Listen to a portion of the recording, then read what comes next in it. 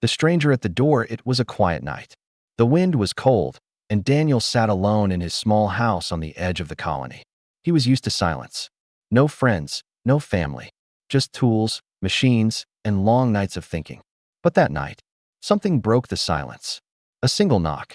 Soft, hesitant, not human. Daniel froze. Who would be outside at this hour? He stood up and walked to the door. When he opened it, his heart stopped. A little girl stood there. Her skin was pale blue, and her eyes were too big for her face. She looked alien, but also scared. She was shaking badly, wearing torn clothes, and hugging her small body with her thin arms. Her feet were bare. She didn't speak. She only looked at him and then pointed at her belly. Daniel could tell she was hungry. Very hungry. He didn't ask questions. He stepped aside and let her in. She walked in slowly, like she didn't trust the ground. Daniel took her to the kitchen and gave her some warm bread, a bit of soup, and water. She stared at the food like it was magic. Then she touched the bread with both hands, closed her eyes, and began to eat. Her eyes watered as she chewed, and Daniel realized she might not have eaten in days. For a long time, she ate in silence. Daniel didn't want to scare her with questions. He simply sat and watched. After eating, the girl looked at him and smiled. A small, tired smile that said thank you without words. She then walked over to the couch and curled up like a kitten. Within minutes, she was asleep. Daniel felt something strange in his chest. It wasn't fear. It wasn't worry. It was something warm. He had saved a life tonight. That felt right, but something odd happened. As she slept, a faint light came from her hands. It glowed softly, then faded. Daniel blinked. Did he imagine it? He didn't know that this simple act, feeding a hungry child, had just triggered something ancient, something sacred, something binding. Far away in the dark woods, eyes were watching. The watchers wore cloaks of shadow and spoke in whispers. One of them said, "He gave her food. He completed the rite." Another replied, "Then it has begun. The bond is sealed." Back in the house, Daniel didn't know he had just become part of a law older than Earth itself. An alien tradition, written in blood and bone. The girl slept peacefully, and Daniel, still unsure why, stayed awake to watch over her. He couldn't explain it, but he felt protective. She was a stranger. She wasn't even human. But she had knocked on his door. She had trusted him. The next morning, everything changed. But for now, the night was still. The stars shone above, cold and silent. And inside the house, one broken man had unknowingly become the center of a story that would change the lives of many. The girl's name, he would later learn, was Aya, and because he fed her, he now had a place in a world he didn't even know existed. He had no idea what was coming next. But someone was already on their way. And she was not just anyone. She was Aya's mother. And by her people's law, she now belonged to Daniel. The mother arrives. Daniel didn't expect anyone the next morning. He was still trying to understand what had happened the night before. The little alien girl, Aya, was still asleep on the couch, wrapped in a blanket. Her tiny chest moved up and down softly. She looked peaceful now, like a storm had finally passed. But peace didn't last long. Just after sunrise, a strange sound filled the air. It wasn't a knock this time. It was a deep, humming noise, like heavy air moving with purpose. The ground trembled slightly. Daniel stepped outside, and what he saw made his stomach twist. A tall figure stood in the distance, walking toward his home with slow, heavy steps. She wasn't like Aya. She was bigger, stronger, and far more dangerous in appearance. Her skin was a rich shade of violet, and her eyes glowed faintly with gold. She wore dark armor, but it looked old, cracked, and worn by time. Her long hair moved behind her like smoke. When she reached the porch, she didn't say anything for a few seconds. Her eyes scanned Daniel like she was measuring his worth.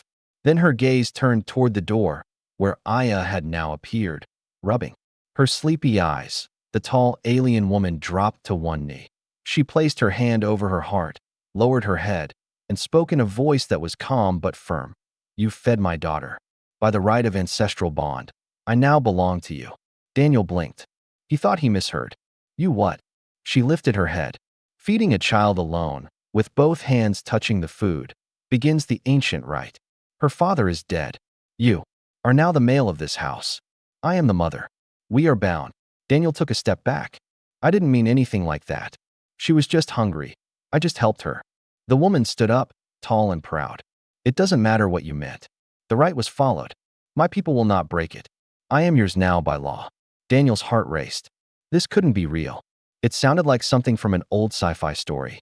He looked at Aya, who was now smiling and holding the woman's hand. Aya looked up at him and said softly, "Father." The word hit him like a wave. A warm, strange, heavy wave. "I'm not her father," he whispered. The alien woman stepped closer. "You gave her life through food. You gave her peace through warmth. You are more father than many who gave only blood." Daniel didn't know what to say. He wanted to protest more, but deep inside, something was shifting. He looked at Aya's face, so hopeful, so trusting. He had seen that kind of look once, long ago, before he lost someone he cared about. The woman spoke again. "My name is Ciala. I will serve this house. I will protect it. I do not expect love, but I will give loyalty." For her, Daniel sat down on the porch, head in hands. This was too much, too fast. But Ciala didn't move. She simply waited. Aya sat next to him and placed her small hand on his arm. He looked at her, and his heart softened. Finally, he looked up. "You're really not leaving?" Ciala shook her head. "I have no place else to go. And by law, I am yours now. Unless you reject us." Daniel looked between her and the child. He thought about his quiet life, his empty house, and the cold dinners eaten alone. That he stood up and opened the door wide. "Then come inside. Both of you." Ciala stepped in with silent grace. Aya followed, smiling wide. Inside, something changed. The air felt warmer. The silence wasn't so empty anymore. Daniel didn't understand the laws of Ciala's people. He didn't know what this right really meant. But for now, two lost souls had found their way to his doorstep. And maybe, just maybe, he wasn't as alone as he thought. Outside, far beyond the trees, other eyes watched. They had seen the bond. They knew the rite had been completed, and not everyone was happy about it. Asterisk the law that cannot be broken. Daniel had never believed in fate. He believed in machines, repairs, and quiet days. But now, with an alien child calling him father, and her mother claiming to belong to him by an ancient law, everything he thought he knew was falling apart. Days passed, and Ciala stayed. She cooked in silence, fixed the broken roof, and cleaned the dusty tools Daniel had stopped using long ago. She never asked for anything. She watched over Aya like a mother hawk, and watched over Daniel like a quiet shadow. Aya followed him everywhere. She held his hand, gave him small flowers she picked, and laughed in a language only a child could understand. But the peace wasn't real. It was only the calm before the storm that it started when three strangers appeared just beyond the tree line. They didn't knock. They didn't speak. They just stood there, watching the house. Tall, cloaked figures with glowing eyes and silver markings on their necks. Ciala noticed them first. She stepped out with Daniel and spoke in a voice that was low and firm. "They are from my clan. They have come to test the bond." Daniel was confused. "Test the bond?" She nodded. "The rite you triggered is not just symbolic. It is law, and law must be recognized by the elders. If they doubt it, we could be punished. Or worse, separated." Daniel clenched his jaw. "I didn't ask for this. I didn't want this." Ciala turned to him. "Neither did I, but it is done. And now, we face what follows." The strangers finally spoke. One stepped forward. His voice was sharp like ice.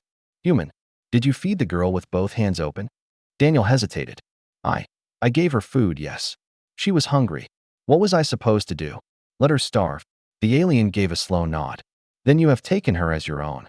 And by doing so, her mother belongs to you." Daniel looked at Ciala. She lowered her eyes. She had already accepted this. But the look in her eyes wasn't shame, it was strength. She wasn't afraid of these men. She was afraid of being taken from Aya. The elder continued. "But you are not of the clan. Not of our kind. You must prove yourself." "Prove myself? How?" Daniel asked. The man looked toward the mountains. "You must show that you are worthy to protect what you now claim." Daniel's voice rose. "I didn't claim anything. I only helped." The man didn't blink. "Intent does not break the law. You have triggered a bond. That bond cannot be undone, not by will, not by words. Only by death or trial." Daniel felt like the ground was slipping beneath him. He had lived a quiet life, fixing engines, avoiding trouble. Now, Because of one act of kindness, he was part of a law that did not belong to Earth. Siala touched his shoulder. You can refuse. But if you do, they will take her. Both of us. And our bond will be broken by force. Daniel looked at Aya. She was watching from the window, her small face pressed against the glass. He remembered her eyes the first night. Empty, hollow. Now they were full of light. She laughed again. She slept without fear. She had started to draw little pictures with chalk on the porch steps. He had given her more than food. He had given her safety. And now it was his to protect. He took a deep breath and turned back to the elders. What is the trial? The elders' lips curled into a cold smile. You will face it in 3 days. Until then, do not leave the house. As they turned to leave, Daniel asked, And if I succeed? You become one of us, the elder replied. And no one will ever question your bond again. The strangers vanished into the woods. Siala stood still beside him. You didn't have to agree. I know, Daniel said quietly. But I couldn't watch them take you. Or her. Siala looked at him for a long time. Then you are already more than many. Inside the house, Aya had written something in chalk. When Daniel walked over, he saw it point 3 stick figures. One big, one tall, one small. Underneath, she had written, My family. Daniel felt something shift inside him again. He didn't understand their loss. But maybe, just maybe, he was starting to understand what it meant to belong. A past filled with pain. The days before the trial passed like heavy clouds, slow and full of pressure. Daniel trained in secret behind the house, using old weights and swinging tools like weapons. Siala gave him no false hope. Their trial is not fair, she said. It is made to break you. But you have something they don't. Daniel raised an eyebrow. What's that? She placed a hand over his chest. You care. That night, after Aya had gone to sleep, Daniel sat outside by the fire, thinking. Siala joined him, silent. At first. Then she spoke, soft, like she was letting go of a burden she had carried for years. We weren't always like this, she began. My people didn't always use these laws to bind others. Once, the right was sacred. A gift, not a chain. Daniel didn't interrupt. He knew she needed to speak. I was once part of a strong clan, she said. We had pride, honor, family. I fell in love with someone not chosen for me. A warrior named Kale. He was brave, wild, and kind. We bonded in secret, and I gave birth to Aya. But the elders discovered our bond.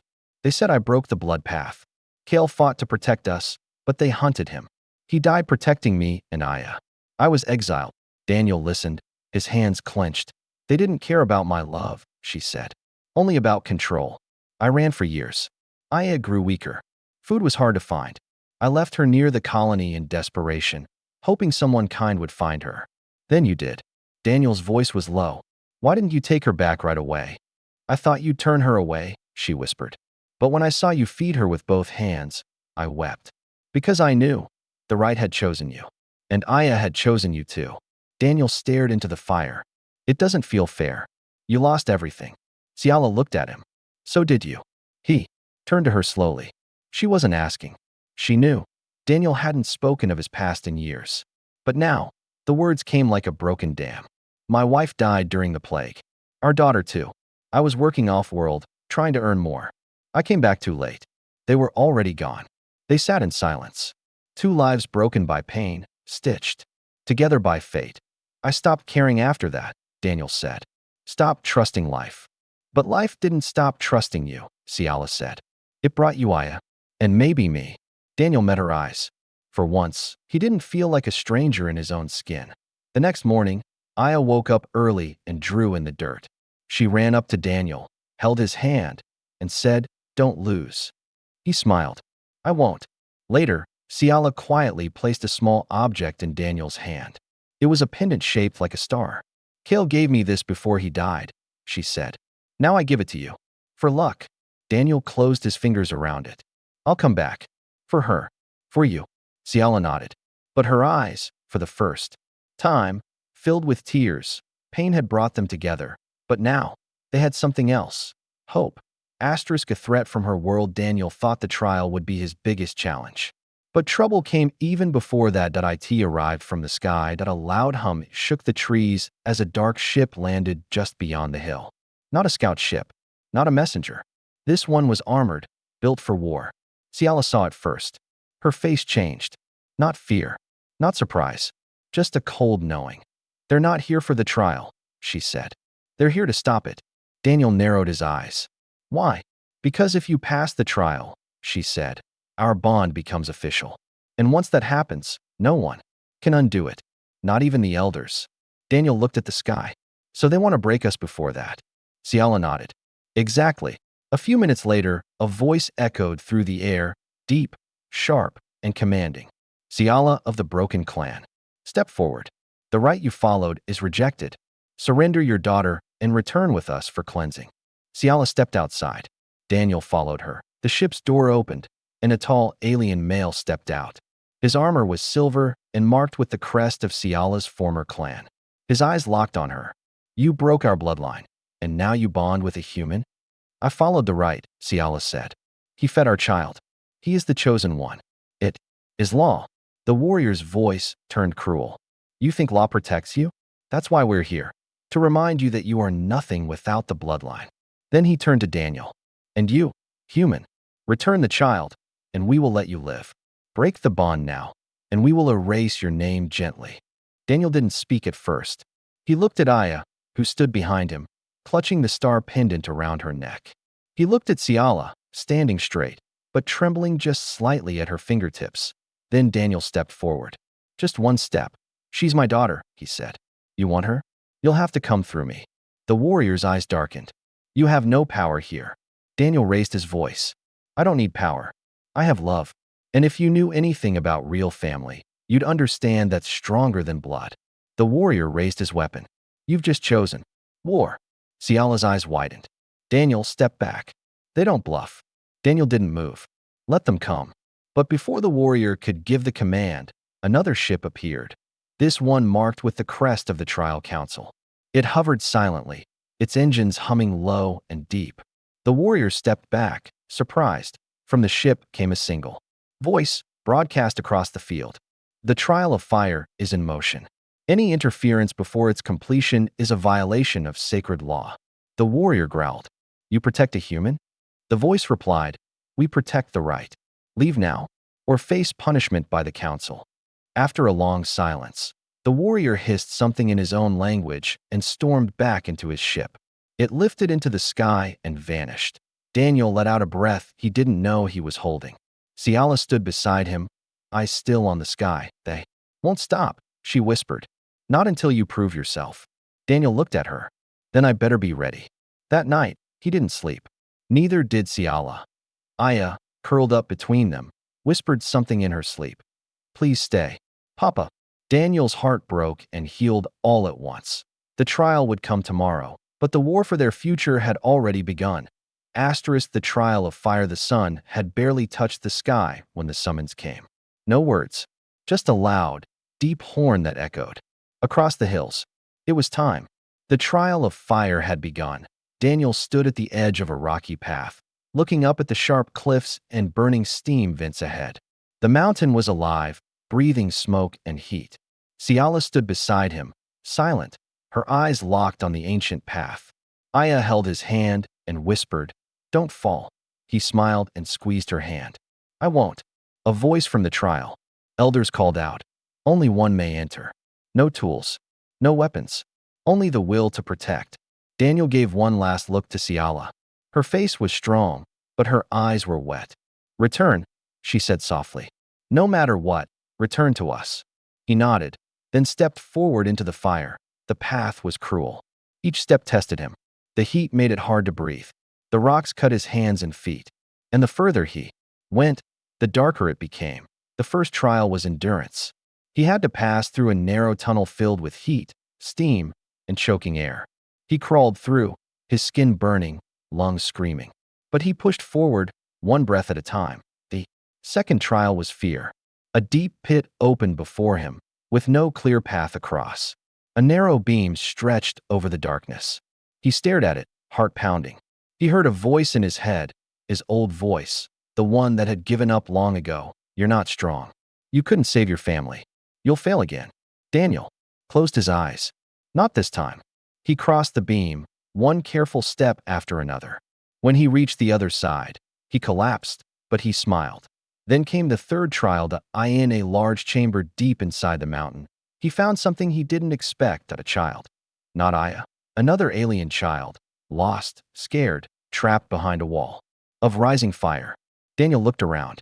There was a door to escape, but only if he left the child behind. That he understood now. This was the real test. Not strength. Not pain. Choice. Daniel didn't hesitate. He turned away from the exit and ran toward the fire.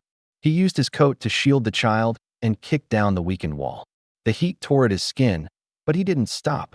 He grabbed the child, lifted him over his shoulder, and rushed out. When he finally stepped into the open, holding the small boy in his arms, the elders were waiting. They said nothing. Ciala ran forward, eyes wide. Daniel, his skin was blistered, arms shaking, but he was smiling. "I'm okay," he said, voice rough. "He's safe." The elders turned to the boy. One of them stepped forward and bowed. "This child is the grandson of the High Elder. You risked everything to save him." Daniel blinked. "I didn't know. I just couldn't leave him." The elder nodded. "That is why you passed." The others bowed deeply. "The bond is accepted. The rite is sealed." Ciala rushed to Daniel, tears finally falling from her eyes. "You did it." Daniel leaned against her, tired but proud. "I just did what was right." Aya ran to them and hugged his leg tightly. "You came back, Papa." He looked at her and smiled. "I always will." That night, the stars above the colony seemed brighter, and in a house once empty and quiet, laughter returned. The trial had been survived, but something greater had been born. A family, stronger than blood. The bond sealed. Forever the fire trials were over, but something deeper remained to be done. Not a test of body or courage. This was a test of the heart. 3 nights passed since Daniel emerged from the mountain. His burns were healing slowly, but his spirit had never felt more alive. For the first time in years, he didn't feel lost. He felt needed, wanted, and above all, loved. The elders returned on the 4th morning. This time, there were no threats, no demands. Only quiet respect. The head elder stepped forward and bowed before Daniel. "You have earned more than passage through the trial of fire. You have earned place among our people. Now we ask, do you accept the rite fully, not by accident, but by choice?" Daniel looked at Aya, who was playing in the flowers nearby. Then he turned to Ciala, who stood beside him, hands clasped, heart open. He nodded. "I do." The elder raised his staff. "Then let the bond be sealed. Before sunfall, return to the place where the child was first fed. There, the rite will be completed." That evening, they returned to Daniel's small home, the place where it all began. The porch where Aya had stood, cold and hungry. The table, where she ate with both hands. Now, the table was decorated with glowing crystals. Alien flowers rested on the windowsill. The house wasn't empty anymore. It was full of life. Ciala wore a robe of midnight blue, woven with silver thread that shimmered in the fading sun. Daniel wore a clean shirt, his collar marked by a simple band given by the council, sign of one who passed the fire. Aya stood between them, holding a small pouch. She opened it carefully and took out a pendant, a twin to the one Ciala had given Daniel before the trial. It glowed softly in her small hands. The elder spoke once more. "The mother brings the crystal. The child carries the gift, and the chosen bondmate must answer one question." He turned to Daniel. "Will you carry their lives as your own, with no blood between you, only will and love?" Daniel stepped forward, voice steady. "Yes, I already do." The elder nodded. "Then receive the bond." Aya placed the glowing pendant around Daniel's neck. Ciala placed her hands on top of his, and for a moment, nothing moved. Then a wave of warm light spread from their joined hands, rising into the air like golden dust. It wrapped around them, gentle, living energy. Not magic, not power, just proof of something ancient and real. A family had been formed. When the light faded, Daniel opened his eyes. Ciala was smiling. Aya hugged them both at once, her laughter pure and bright. The elder stepped back and said, "It is done." After the crowd left, the stars came out, clearer than ever. Daniel sat outside with Ciala and Aya, watching the night sky. "So," he said softly, "what happens now?" Ciala rested her head on his shoulder. "Now, we live together."